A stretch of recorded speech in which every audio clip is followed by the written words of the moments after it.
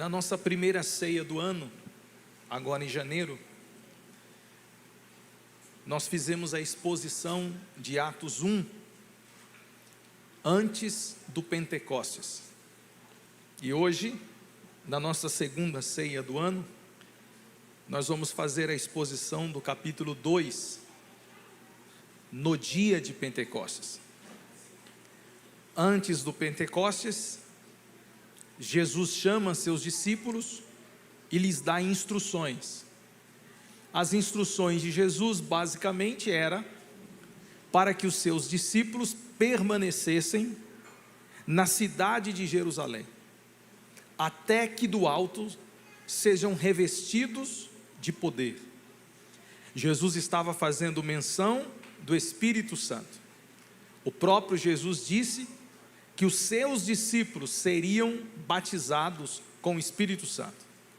E depois que eles fossem batizados com o Espírito Santo, Atos 1:8, eles pregariam o Evangelho na Judeia, em Jerusalém, na Judeia, Samaria e os confins da terra. E estas foram as últimas palavras de Jesus.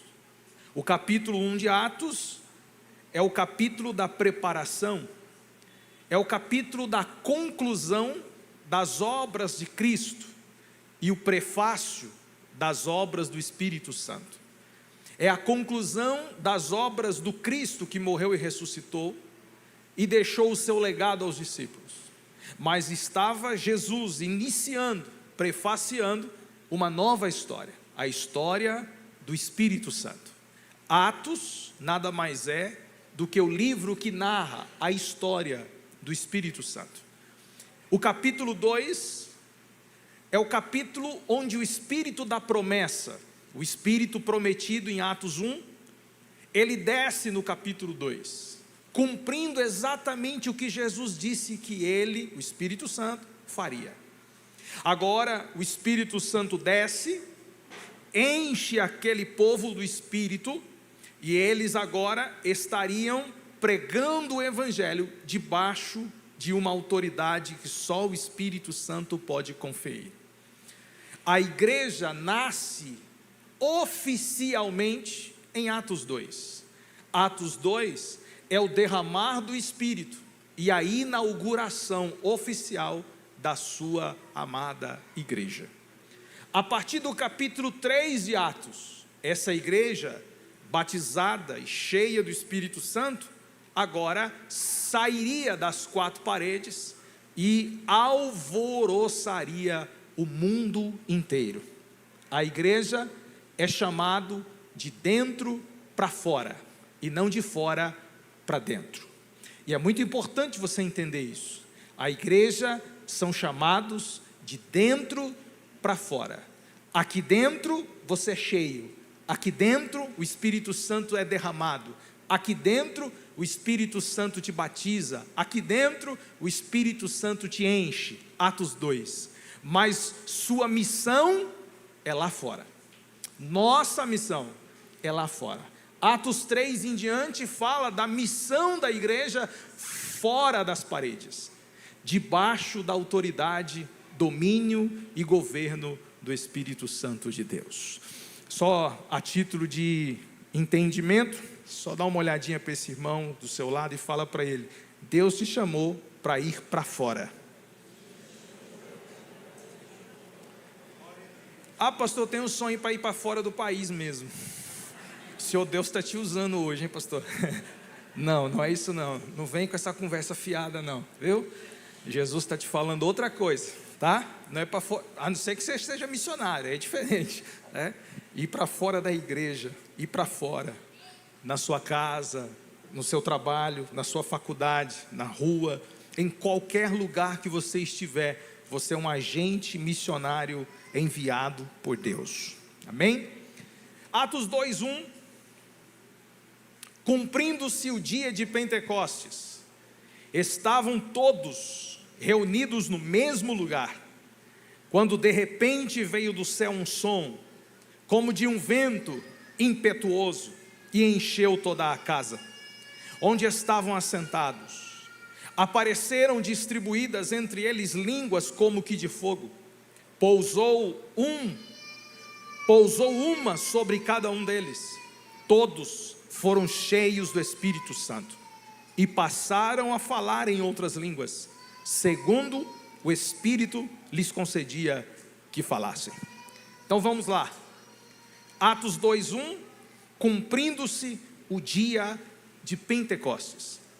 A palavra Pentecostes no grego quer dizer 50º dia. Pentecostes é exatamente 7 semanas depois da Páscoa, por isso leva esse nome. Deus ele estabeleceu 3 grandes festas ao seu povo. Nós temos a festa principal, que é a festa da Páscoa, que narra e comemora a libertação do povo do Egito. Páscoa, Pesarrar, passar por cima, passar além da marca, fazendo menção aos umbrais da porta, onde o sangue do cordeiro foi aspergido. 7 semanas depois, 50 dias exatos depois, no domingo, nós comemoramos, e nós é força de expressão, porque eu não sou judeu, né? Comemoramos o dia de Pentecostes. Pentecostes, também chamado festa das semanas, ou festa da colheita, ou também chamado de festa das primícias. Por que tem esses nomes? Porque 50 dias depois da Páscoa era comemorado a safra da colheita, onde o povo comemorava todas as suas colheitas, eram oferecidas a Deus em forma de reconhecimento pelas bênçãos que o Senhor tinha dado ao longo daquele ano. 50 dias depois da Páscoa, o Pentecostes simbolizava muito mais do que uma festa, mas um tempo de colheita. E olha que coisa interessante, o Espírito Santo, que foi prometido há tempos, escolheu exatamente o dia de Pentecostes para ele descer. Não foi coincidência, ele escolheu o dia de Pentecostes para descer. E por que o Espírito Santo escolheu o dia de Pentecostes? Porque para Deus aquele dia era o dia de celebrar uma grande colheita. Quando o Espírito Santo desceu no dia de Pentecostes, Deus estava comunicando ao mundo. Toda vez que Deus manifesta algo na terra, Ele comunica algo na terra. A comunicação de Deus para a terra, com a descida do Espírito Santo no dia de Pentecostes, era: eu estou fazendo uma grande colheita. Essa grande colheita é mostrada, revelada, quando Pedro termina seu sermão. 3.000 pessoas se rendem a Jesus, aceitam a Jesus. Aquelas 3.000 pessoas eram as primícias de Deus. Elas representavam a grande colheita de Deus, e foi por isso que o Espírito Santo escolheu o dia de Pentecostes. Se fizermos uma continha básica, Jesus ele ressuscita no domingo, 40 dias ele continua na terra até ser assunto aos céus. Depois que Jesus é levado aos céus, eles vão para o templo, ou para o cenáculo, melhor dizendo. Lá no cenáculo diz o texto, que eles passaram a orar, todos no mesmo lugar. O texto fala que todos estavam reunidos no mesmo lugar, estavam no cenáculo orando. O texto disse que eram aproximadamente 120 pessoas, não apenas os 12 discípulos, ou os 11, porque Judas já não estava mais entre eles. Não eram apenas os discípulos ou apóstolos, mas também outros discípulos. 120 pessoas. Essas 120 pessoas provavelmente estavam nas proximidades do templo, para serem vistos mediante a ação do Espírito. Não foi uma casa isolada, foi uma casa muito próxima do templo de Jerusalém. Ali eles se reuniram durante 10 dias, e o texto fala que eles unânimes em oração estavam. Atos 1, versículo 14, todos estavam unânimes em oração. Eles não ficaram 10 dias com conversa fiada, Eles não ficaram 10 dias chorando, eles não ficaram 10 dias com uma expectativa frustrada, não, eles ficaram 10 dias em oração. Todo grande advento e todo grande poder que Deus se revela, sempre é precedido de momentos de oração. Estar em oração não é estar em um estado de sem fazer nada. Estar em oração é estar esperando com paciência no Senhor. O seu tempo de orar é um tempo precioso, porque é neste tempo que os céus se movimentam. Vou dizer de novo, o seu tempo de orar é um tempo precioso, porque é nesse momento, enquanto você ora, que os céus se movimentam. Você não vê, mas o céu se movimenta. Você não enxerga, mas os céus estão se movimentando. Os discípulos estavam orando e os céus estavam se movimentando em direção a eles. E chegou o dia de Pentecostes, quando de repente, no capítulo 2 e no verso 2, foi de repente. Por quê, pastor? Porque eles não esperavam. Era a 3ª hora do dia, irmãos. 3ª hora do dia, 9 horas da manhã. Não era no culto de noite, era de manhã. Eles estavam orando, 10 dias de oração, quando de repente, 9 horas da manhã, o Espírito Santo decidiu descer. Não foi quando eles quiseram, não foi quando eles determinaram, não foram quando eles pediram, foi quando Ele quis. Você ora, você busca, você clama, você até pede e determina um monte de coisas, mas nada disso vai acontecer do seu jeito. É do jeito dele, é da forma dele. Tem gente que quando vai orar, ele coloca todo um protocolo para Deus agir. Ele põe Deus dentro de uma caixinha e fala: Deus, eu quero que o Senhor faça assim, eu quero que o Senhor faça desse jeito, eu quero que o Senhor age assim.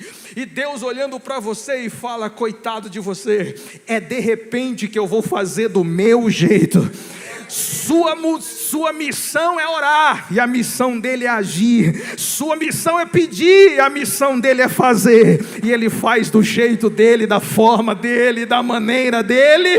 Ele ainda faz. De repente. Essa expressão, ela revela muito mais do que a gente imagina. De repente, as coisas acontecem. Você está orando tanto tempo e de repente as coisas vêm e acontecem. Você está pedindo há tanto tempo, já até parou de orar, porque acha que não vai mais acontecer, e de repente acontece. Deus é assim, Ele tem o jeito dele fazer. De repente, ouviu-se do céu um som. O som, ele não veio da terra, o som veio do céu, porque quando as coisas vêm do céu, é Deus comunicando com a terra. O som que se manifesta naquele cenáculo foi Deus comunicando-se com a terra. Muitas vezes fazemos tanto barulho na terra, na expectativa de mover os céus, mas a verdade é que o barulho vem sempre do céu para a terra. Nenhum barulho na terra muda o céu, mas o barulho do céu muda a terra. Pegou isso? Você pode fazer o barulho que você quiser aqui, isso não vai mudar nada lá em cima. Não vai mudar nada, porque tem gente que acha que por ser barulhento Deus vai ouvir mais, né? Não. E eu não estou falando mal do pentecostalismo, não.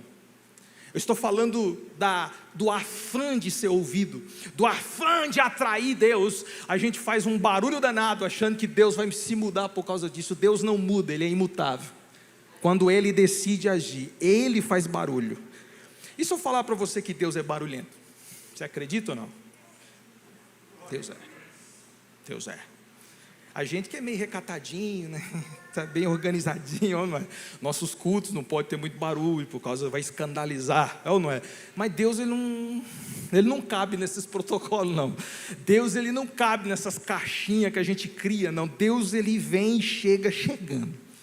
No Antigo Testamento, quando Moisés estava diante de Deus, Deus falou assim: Moisés, eu vou descer no monte. Ele falou: claro, senhor, o senhor é bem-vindo, pode descer, mas manda o povo ficar longe. Por quê? Porque quando eu descer o monte vai pegar fogo.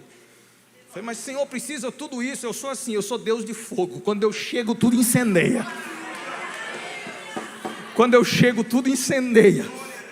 E foi isso que aconteceu em Atos 2, ouve-se um barulho no céu, daqui a pouco vem fogo descendo de lá, porque onde ele chega, tudo incendeia. A alma incendeia, o coração incendeia, houve línguas repartidas como que de fogo, e de repente este fogo foi assentando sobre a cabeça daquelas pessoas, e naquele exato momento, no versículo 4, todos, não foram alguns, todos foram cheios do Espírito Santo de Deus e começaram a falar em outras línguas, segundo o Espírito lhes concedia que falassem. Ele veio no tempo dele, do jeito dele, como ele quis, e fez o que quis, porque nós somos alvos da graça de Deus. É Ele que faz, nós somos alcançados por essa graça bendita. O fogo veio, o vento veio, a língua pousou, agora eles começam a falar em outras línguas, e no verso 5, estavam habitando em Jerusalém judeus, homens piedosos, vindo de todas as nações debaixo do céu. Essa expressão, todas as nações debaixo do céu, é um exagero, claro que é, porque não havia todas as nações ali, mas Lucas estava tentando dizer que havia uma representatividade global ali em Jerusalém. Aqui cumpriu-se mais uma promessa, o Espírito Santo descendo e atraindo para si multidões. Aqui cumpriu-se o que Jesus disse acerca do Espírito Santo: o Evangelho seria pregado até os confins da terra. Aquele povo reunido naquele lugar, Jesus escolheu exatamente aquele dia para descer o Espírito, porque a voz que ecoaria da boca dos 120 evangelizaria uma grande multidão. Oh, glória a Deus!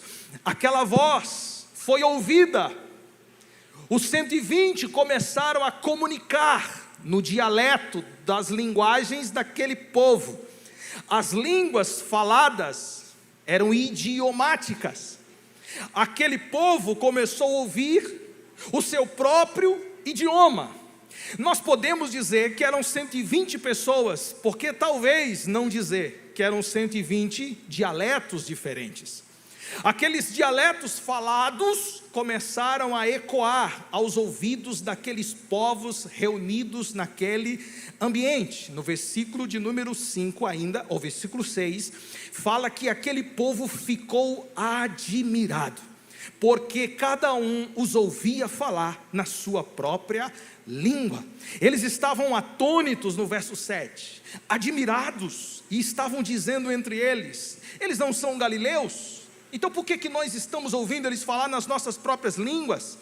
Como é que eles estão falando a língua que a gente entende, se eles não estudaram, se eles não sabem, e simplesmente falando? Olha que coisa preciosa. Nós temos no Gênesis um homem chamado Nimrod.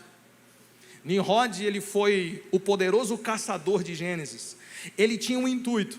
Qual o intuito? Unificar os povos, falando a mesma língua. Só que qual é o problema de trazer unificação dos povos numa mesma língua? Ele, Nimrod, queria dominar todos. Nimrod, quando atraía os povos para si, ele queria construir uma torre, e essa torre atingiria o céu. A mania de grandeza do homem é sempre assim, sempre querendo atingir o céu com as motivações erradas. Sabe qual é o problema da gente desejar atingir o céu? Nenhum, desde que as motivações sejam corretas. O problema de Nimrod em querer atingir o céu é que ele queria estar no pico dessa torre, como Lúcifer. Ele queria dominar tudo e dominar todos. Quando Deus sondou o coração de Nimrod e percebeu que o intuito dele era criar uma torre para dominar os povos e dominar as línguas, e ele ser uma espécie de Deus, diz a Bíblia que Deus, ele desceu sobre aquele lugar e ele confundiu as línguas. Está entendendo isso? Ele confundiu as línguas. De repente, no meio da construção, ninguém mais conseguia se comunicar, porque as línguas eram estranhas. Aquelas línguas estranhas produziu naquele povo uma dispersão. E agora nós temos muitos povos se dispersando e saindo daquele lugar. No dia de Pentecostes, foi o contrário. No dia de Pentecostes, as línguas juntou o povo. Está pegando ou não? Lá em Nirode, Deus ele desceu e houve dispersão. No dia de Pentecostes, Deus desceu e trouxe unidade. Aqueles que foram dispersos no Gênesis, foram agora juntados em Atos. As línguas que não eram entendidas no Gênesis, agora estavam sendo entendidas em Atos. O Espírito Santo falou o dialeto local para que todos entendessem. E a grande pergunta é, entender o quê? O que aquelas línguas falavam? O que aquelas línguas comunicavam? E nós podemos observar que a própria Bíblia responde essa pergunta. Capítulo 2, versículo 11. Tanto os judeus, como prosélitos, cretenses e arábios, como os ouvimos falar em nossas próprias línguas, as grandezas de Deus. Está entendendo? As grandezas de Deus. O que aquelas línguas estranhas comunicavam? Grandezas de Deus. Eles falavam acerca do Deus grande. Uma só mensagem em muitas outras línguas. Todas as línguas, por mais estranhas que fossem, comunicava uma só verdade: Deus é grande. Aleluia. Sabe o que Deus estava dizendo com esse ato? Lá no Gênesis, Nimrod batia no peito e dizia: eu vou ser grande. Nimrod batia no peito e dizia: eu vou juntar todo mundo e eu vou ser grande. Deus foi lá e separou todo mundo. Ele junta todo mundo em Atos e fala para todos: o grande sou eu. O grande sou eu. Nimrod não é nada diante de mim, os homens não são nada diante de mim, tudo que tenho e que sou mostra a minha grandeza. A terra dobra-se diante de um Deus grande, Ele é grande acima de tudo e acima de todos. As línguas que Deus usou aquele povo para pregar, foi para mostrar, revelar a grandeza de Deus. 3 coisas aconteceram naquele momento. A primeira, houve admiração, no versículo 7. A segunda, houve dúvidas, no versículo 12. E a terceira, houve zombaria, no versículo 13. Deus, Ele desce, o Espírito Santo enche, eles começam a falar em línguas, as línguas começam a revelar a grandeza de Deus, e agora 3 coisas acontecem. A primeira, admiração. Eles ficaram extremamente admirados com tudo que estava sendo dito ali. A segunda, ficaram com dúvidas: o que está acontecendo? O que é isso? Por que isso? O que está fazendo? Por que esses crentes é assim? Por que esses crentes choram desse jeito? Por que esses crentes falam essas coisas? Por que esses crentes pregam berrando? Ou não é? Por que esses crentes gritam? Por quê? Por quê? Por quê? Esse é o grupo do porquê. Esse é o grupo dos que ficam na dúvida. Mas tem um terceiro grupo, que é o grupo da zombaria. É o grupo que vai para as internets tirar sarro de nós. É o grupo que faz um cortinho de alguém pulando no mistério, no pentecostal, e zombam de nós. É o grupinho da zombaria. É o grupinho do stand-up. E não são todos, pelo amor de Deus. É o grupinho daqueles que não têm o que fazer e não entendem as coisas espirituais e ficam tirando sarro daquilo que a gente faz no nosso culto privado. É aqueles que usam o pentecostalismo que o Espírito Santo proporciona. Eu não estou falando desse pentecostalismo bizarro que tem em muitas igrejas por aí, não.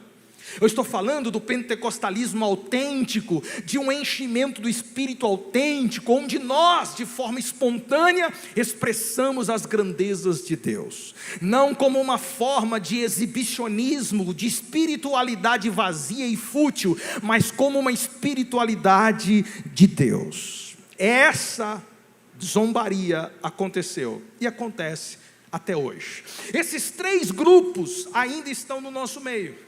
Tem alguns que se admiram com o que Deus faz. Tem outros que duvidam e ficam perguntando toda hora o que é isso. E tem outros que não acreditam e ficam zombando. Só que o mover de Deus não elimina as críticas. O mover de Deus não elimina simplesmente as dúvidas, mas Ele confirma o propósito. Tem gente que vai sair do time das dúvidas e vai se admirar e crer. E tem gente, eu quero declarar, que vai sair do time da zombaria e vai se converter e vai fazer tudo que ele está tirando sarro hoje. Então a gente não pode parar porque tem alguns que não acreditam. A gente não pode parar porque tem alguns que ficam tirando sarro de nós. A gente tem que continuar movidos pelo poder do Espírito Santo de Deus. A igreja não para porque alguns não gostam. A igreja nunca vai parar porque alguns zombam. A igreja continuará levando o evangelho de Jesus Cristo. Foi isso que Pedro fez. Quando Pedro percebeu, foi o texto inicial que nós lemos a partir do verso 14. Quando Pedro percebeu que aqueles que estavam zombando começaram a inflamar a situação, diz o texto que Pedro se levantou, versículo 14. Naquele momento em que Pedro se levantou, Pedro, ele não ficou argumentando e se auto-justificando. Pedro simplesmente explicou o que estava acontecendo à luz das Escrituras. Isso aqui é muito importante você entender. Pedro, no verso 14, ele fala: varões, judeus e habitantes de Jerusalém, tomem conhecimento disto e atentai minhas palavras. Estes homens não estão embriagados, porque esse ou essa era a acusação daqueles que zombavam, acusando os irmãos cheios do Espírito Santo de estarem bêbados. Como vocês estão vendo, sendo esta ainda a 3ª hora do dia, 9 horas da manhã. Mas o que ocorre é o que foi dito pelo intermédio do profeta Joel. Então o que Pedro fez? Explicou o que o Espírito estava fazendo à luz das Escrituras. Preste atenção nisso aqui. Uma igreja cheia do Espírito Santo é uma igreja cheia da palavra. Um crente cheio do Espírito Santo é um crente que é explicado pela palavra. Não se caracteriza cheio do Espírito Santo o que não se explica pela palavra. Tem gente querendo mudar. Ser cheio do Espírito Santo não tem nada a ver com a palavra. A palavra não explica tudo o que Deus faz. Tudo que Deus faz, Ele se explica pela palavra. Então, se você vê um mover que não se explica, que não há respaldo pelas Escrituras, pode ser qualquer coisa, menos o mover de Deus. O mover de Deus se justifica e se explica à luz das Escrituras. Pedro usou as Escrituras para explicar a Bíblia. O Espírito Santo não age fora das Escrituras. Todo avivamento genuíno, ele é essencialmente bíblico. Se não há biblicidade em um avivamento, não é avivamento, é simples fogo de palha. Crente que se comporta fora das Escrituras, dizendo ser cheio do Espírito Santo, pode considerá-lo mentiroso, porque só os que são explicados pelas Escrituras, podemos dizer, esse é cheio do Espírito Santo de Deus. As Escrituras explicam qualquer coisa, principalmente aquilo que Deus faz. O cumprimento da promessa está em Joel, capítulo 2, 28. Foi o que Pedro citou na sua Escritura. Ele fala que o Espírito seria derramado sobre toda a carne, sobre filhos, sobre filhas, sobre jovens, sobre velhos, sobre servos. Isso fala da universalidade do Espírito, o alcance do Espírito, em todas as fases, em todos os gêneros, desde o menor ao maior, desde o mais novo ao mais velho. E como é bom a gente saber disso, que numa igreja nós temos todas as pessoas, e todas as pessoas podem ser cheias do Espírito Santo de Deus. Oh, bendito seja o nome de Jesus. Deus ainda enche criança com o Espírito Santo. Deus pode encher o idoso com o Espírito Santo. Deus pode usar a criança com visões, Deus pode usar o idoso com sonhos, Deus pode usar o homem e a mulher e enchê-lo do Espírito Santo de Deus. Aqui nessa casa tem espaço para todo mundo, do menor ao maior, porque é o Espírito Santo que faz. Louvado seja o nome do Senhor. Quem que é o mais velho daqui? Agora eu quero ver se você tem vergonha de sua idade. Quem que é o mais velho daqui? Fala, meu filho, se manifeste. Quem que é o mais velho daqui? Quantos, meu João? Quantos? 8, 7? Quem dá mais? 87, quem dá mais? Não temos? Venceu, irmão João. Cheio do Espírito Santo, irmão João. Cheio do Espírito Santo. Aleluia. Está aí quietinho, ninguém sabe, ninguém vê, mas deixa o endemoniado aparecer na frente dele. Deixa ele colocar a mão no endemoniado, você vê se o demônio não sai, porque o Espírito Santo está sobre ele.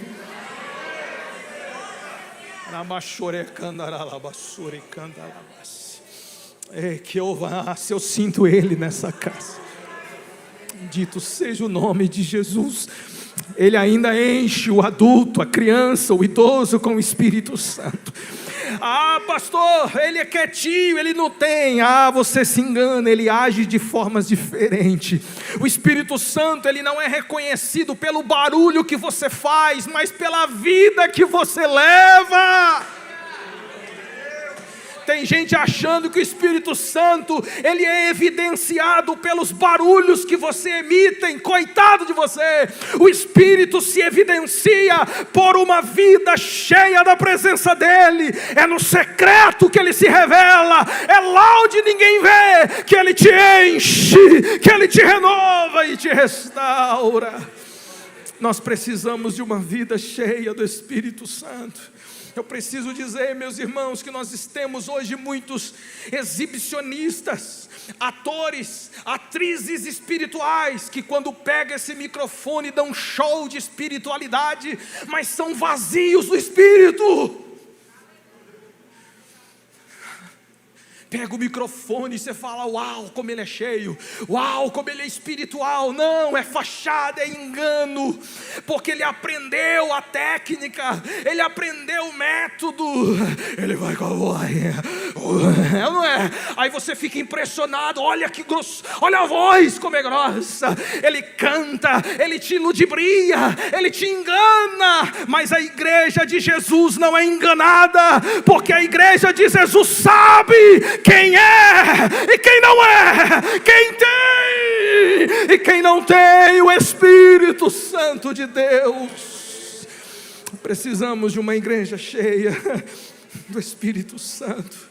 Essa é a promessa que Deus deu lá em Joel e se cumpriu no dia de Pentecostes. Pastor, mas foi só para aquele tempo? Não, Pedro responde, essa promessa não é só para agora, essa promessa diz respeito a vós, diz respeito aos que estão longe, diz respeito a todos, todos serão cheios do Espírito Santo. Começou aqui, mas não vai terminar aqui, aqui foi só o começo, ela vai chegar em Água da Vida em São Sebastião, ela vai percorrer séculos, ela vai percorrer tempos, vão tentar parar, mas o mover é imparável, o mover de Deus nunca vai cessar.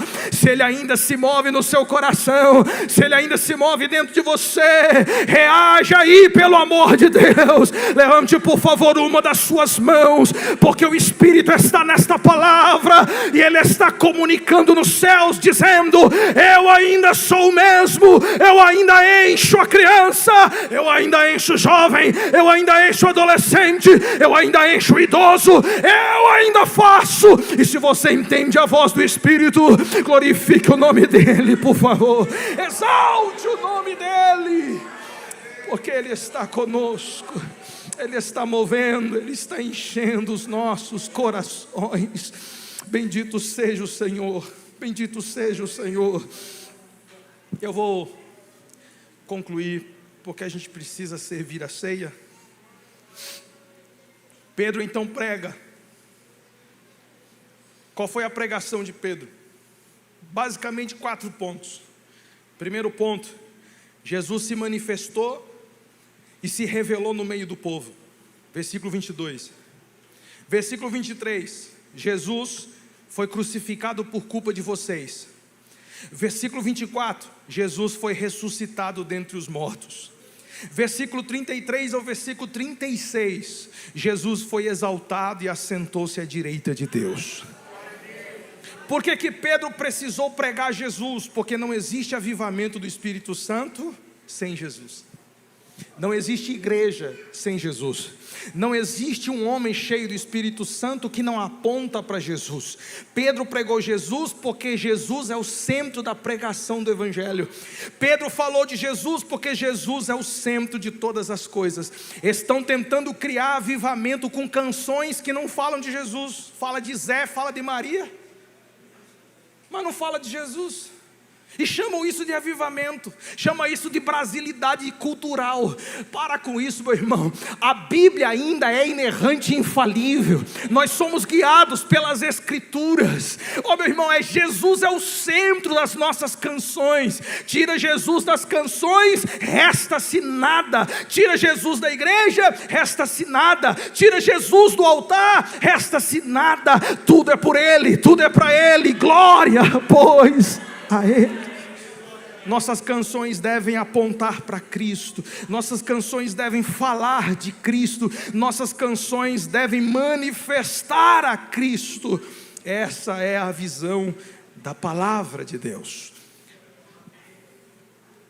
O coração do homem é confrontado. Versículo 37. Estou concluindo. Versículo 37. Ouvindo eles estas coisas. Quais coisas? A pregação de Pedro acerca de Jesus. Compungiu-se-lhes o coração. Sabe o que significa essa palavra compungir no grego? Significa perfurar completamente. Olha que coisa impressionante. Pedro, ele fala que Jesus morreu, que Jesus ressuscitou e que Jesus está sentado à destra do Pai. Quando eles ouviram estas coisas, no versículo 37, o coração deles foram perfurados, cortados. Sabe por que o coração deles foram cortados? Porque a palavra é como espada, afiada de 2 gumes, que penetra até a divisão da alma e do espírito. Essa palavra que é como espada afiada cortou o coração deles. E quando esta palavra cortou o coração deles, eles perguntaram a Pedro e aos demais apóstolos: o que nós faremos, irmãos? Essa pergunta é a chave para mudar a vida do homem. O que eu vou fazer? Sabe por que esses homens perguntaram ou fizeram essa pergunta? Porque o coração deles foram transpassados pelas Escrituras. Porque o coração deles foram cortado pelas Escrituras. Se a palavra não corta, o homem não pergunta. Se a palavra não corta, a vida do homem não é transformada. Sabe por que hoje nós temos um monte de gente dentro da igreja se dizendo crente, quando na verdade não são? Porque seus corações não são cortados pela palavra. Ele entra na igreja e sabe de tudo, de psicologia, de filosofia. Ele entra na igreja e sabe de tudo, de autoajuda. Ele entra na igreja e sabe de um monte de coisas, menos do Cristo que morreu, do Cristo que ressuscitou e do Cristo que transforma vidas. Ele não ouve o Evangelho. Ele ouve um monte de pregaçãozinha light, mamão com açúcar, mas o coração dele não é cortado pelas Escrituras. As mensagens que são pregadas em determinados lugares são como apanador ou abanador, tirando o pozinho da estante, quando na verdade a palavra é como marreta que esmiuça a pedra. Esta palavra corta a alma e ela traz transformação pelo lado de dentro. Oh meu Deus, essa palavra ainda precisa me cortar. Essa palavra precisa te cortar por dentro, porque na medida que ela corta, ela produz cura, ela produz restauração, ela produz transformação. O que a gente faz? Respondeu Pedro: arrependam-se. Arrependam-se. Por que arrependimento, pastor? Porque no céu não entra sem arrependimento. Você pode até ficar na igreja sem arrependimento, mas no céu você não fica. Você pode até cantar sem arrependimento, mas entrar na presença de Deus você não entra. Como é que eu faço? O que eu faço? Arrependam-se, cada um de vós seja batizado em nome de Jesus Cristo para a remissão dos vossos pecados, e recebereis o dom do Espírito Santo. Não, vocês não vão receber o dom do Espírito Santo primeiro, vocês vão se arrepender primeiro, vocês vão ser batizados depois, e depois vocês vão ser cheios do Espírito Santo de Deus.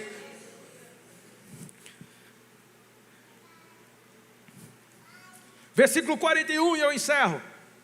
Então, os que lhe aceitaram a palavra foram batizados.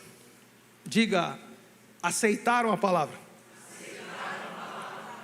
Tem gente que não aceita?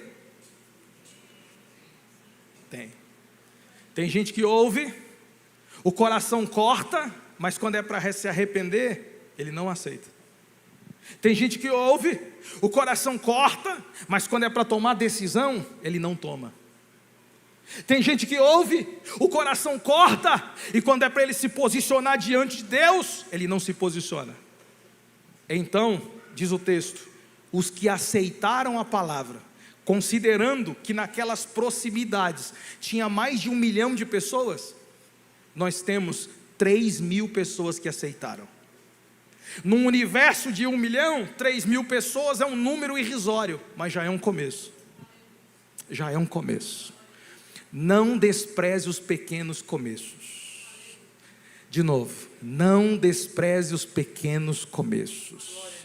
São os pequenos começos que causam uma grande revolução. Você começou pequeno, olha onde você está.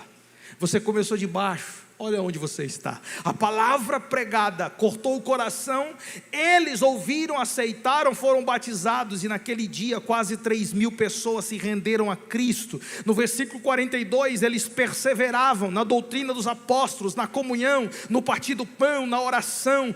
Na alma deles havia temor, e muitos prodígios e sinais eram feitos por intermédio das mãos dos apóstolos. No versículo de número 47, eles louvavam a Deus, e contando com a simpatia do povo. Enquanto isso, acrescentava-lhes o Senhor dia a dia os que iam sendo salvos. Começou com 3.000, mas todo dia tinha salvação. Começou com 3.000, mas todo dia tinha gente se batizando e aceitando. Começou com 3.000, mas todo dia Deus fazia alguma coisa diferente. Deus ainda faz. Deus ainda faz. Deus ainda faz. Deus ainda faz. Glória a Deus. Nós precisamos, ou melhor, nós não precisamos de uma nova igreja, de um novo método revolucionário. Não, a gente não precisa disso, não. A gente só precisa de uma igreja e um crente cheio do Espírito Santo. A gente só precisa que o Espírito Santo nos enche para levantar-se com poder para pregar o Evangelho do Senhor. A pergunta que eu faço para encerrar é: nós estamos apenas reunidos como os discípulos estavam no capítulo 1? Ou nós estamos vivendo o que os discípulos viveram no capítulo 2? Nós estamos apenas reunidos, orando e esperando alguma coisa acontecer? Ou nós já estamos cheios, prontos para se levantar e fazer a diferença sobre essa terra? Eu quero orar por você, te convidar a ficar em pé. Nós vamos cear, e queria convidar os nossos obreiros,